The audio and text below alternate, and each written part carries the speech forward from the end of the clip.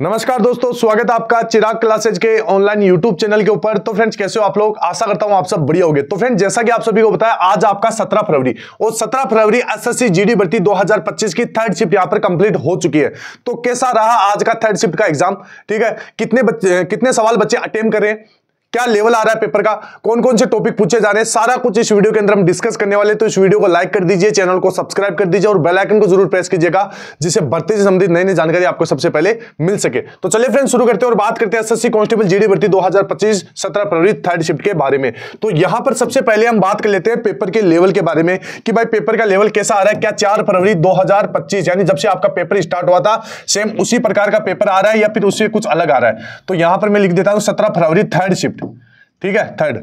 अब यहां पर फ्रेंड्स मैं बता देता हूं, जो पेपर का लेवल है वो आपका इजी टू मॉडरेट है। आराम से आप उसके अंदर, जैसे मैथ है तो मैथ के अंदर भी आप आराम से 20 में से 18 क्वेश्चन आराम से आप कर सकते हो। ठीक है, ये तो हो गया मैथ का। इसके बाद में रीजनिंग की बात करें तो रीजनिंग के अंदर भी आप 20 में से 19 सवाल, ठीक है, 19 सवाल आप कर सकते हो। इसके बाद में हिंदी के अंदर, हिंदी भी आपका नॉर्मल है, इसमें थोड़ा सा गद्यांश में बच्चों को प्रॉब्लम आ रही है। ठीक है, हिंदी में आप 20 में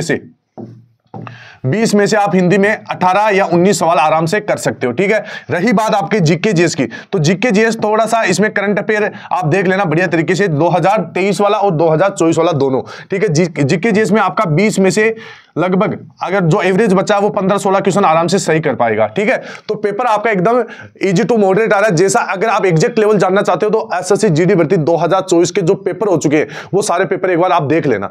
ठीक है, उसी प्रकार का पेपर आ रहा है। मैथ में कुछ भी हार्ड नहीं है। बच्चों को प्रॉब्लम किस में आ रही है? बच्चे बता रहे कि सर जो पेपर है, पेपर हमारा नॉर्मल है, लेकिन कुछ जैसे मैथ के अंदर 2 से 3 सवाल ऐसे आते हैं जो कैलकुलेटिव है, थोड़ा सा उसमें समय लग रहा है। ठीक है, उसके बाद में रही बात जैसे रीजनिंग के अंदर, तो रीजनिंग में भी जैसे सीटिंग अरेंजमेंट है, कोडिंग डिकोडिंग है, आपका नंबर सीरीज है, तो उसमें से आपके 1-2 टॉपिक ऐसे हैं तो जिसमें आपका टाइम लग रहा है। ठीक है, तो आपको क्या करना है पेपर में, जब आप पेपर अटेम्प्ट करते हो तो 2 चीज आप ध्यान रखना। ठीक है, अभी पेपर के अंदर जैसे 1 से लेकर 80 सवाल होते हैं, तो उसमें आपको पेपर एक ही चरण में नहीं करना है, पेपर को लगभग 2 से 3 चरण में करना है। सबसे पहले आप सभी को पता है, ऐसा कभी नहीं होता कि भाई पेपर सारा का सारा हार्ड रहता है या सारा ही आपका इजी रहता है। पेपर के अंदर जैसे आपका 80 सवाल है तो 50 क्वेश्चन उसके अंदर रहेंगे इजी। ठीक है, जो हर कोई कर देगा। उसके बाद में आपका जैसे 10 सवाल रहेगा आपका हार्ड और लेंथी। ठीक है, जिसमें थोड़ा बहुत आपको टाइम लग सकता है। ठीक है, उसके बाद में जो 20 सवाल रहते हैं वो रहते हैं इजी टू मॉडरेट। ठीक है, मॉडरेट सवाल रहते हैं जिसमें आपको थोड़ा सा दिमाग लगाना पड़ता है और उसमें वो क्वेश्चन हल हो जाता है। ठीक है, तो 3 चरणों में आपको पेपर करना है। पहले चरण में 1 से लेकर जैसे 50 क्वेश्चन इजी रहते हैं, तो आपको सबसे पहले 80 तक सवाल तक जाना है और इजी सवालों को अटेम्प्ट करना है। ठीक है, उसके बाद में मॉडरेट, उसके बाद में आपको लेंथी। ठीक है, होता क्या है, कई बार बच्चा गलती क्या करता है, 1 से लेकर 80 तक जाता है और उसके अंदर बीच बीच में जैसे मैथ के अंदर कुछ सवाल ऐसे 2 से 3 ऐसे होते हैं कि जो हार्ड होते हैं, तो उसमें फंस जाता है। उसमें फंसने की वजह से टाइम निकल जाता है और आपको समय मिलता है उसमें 1 घंटा। ठीक है, इसकी वजह से आपका पूरा पेपर खराब हो जाता है और आज भी बच्चों के साथ यही हुआ था। ठीक है, तो ये गलती आपको नहीं करना है, पेपर को 2 से 3 चरणों के अंदर अटेम्प्ट करना है यह।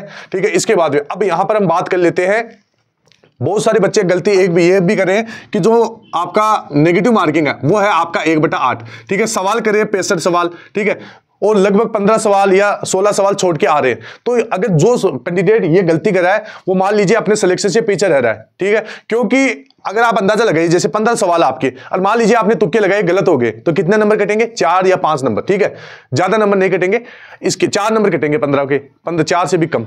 इसके बाद में अगर मान लीजिए आप जैसे 15 सवाल तुक्के लगाते हैं तो ऐसा कभी नहीं होता कि भाई सारे सवाल गलत हो जाएंगे। उसमें से जैसे आपके 15 में से 5 या 6 सवाल आराम से सही हो सकते हैं। तो आप जोड़िए एक बार, 65 सवाल अगर आपके एकदम सही हो जाते तो 130 नंबर बनते हैं, और अगर आप 15 सवालों में तुक्के लगाते तो 6 सवाल आपके सही हो जाते तो 12 नंबर आपको फ्री के मिलते ना।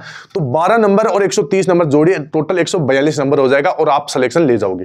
ठीक है, अगर आप छोड़ के आ रहे हो तो मान लीजिए आप कट ऑफ से 1 या 2 नंबर से पीछे रह सकते हो। ठीक है, तो ये गलती आपको बिल्कुल भी नहीं करना है। अब बात कर लेते हैं मोस्ट इंपोर्टेंट टॉपिक के बारे में, कौन कौन से टॉपिक आपके पूछे गए हैं आज के दिन के अंदर। ठीक है, सबसे पहले हम जीके के बारे में बात कर लेते हैं। तो जीके के अंदर वही टॉपिक है, ठीक है, वही पैटर्न आपका पूछा जा रहा है जो आपका शुरू से पूछा जा रहा है। ठीक है, मैं आपको बता देता हूं। सबसे पहले जीके के अंदर आपका पंचवर्षीय योजना आप लिख लीजिए। पंचवर्षीय योजना गोल के पी जाओ, इससे आपका 2 सवाल पूछा जा रहा है। पंचवर्षीय योजना, पंचवर्षीय योजना। ठीक है, इसके बाद में पंचवर्षीय योजना से आपका 2 सवाल। इसके बाद में आपका अगला है जनगणना।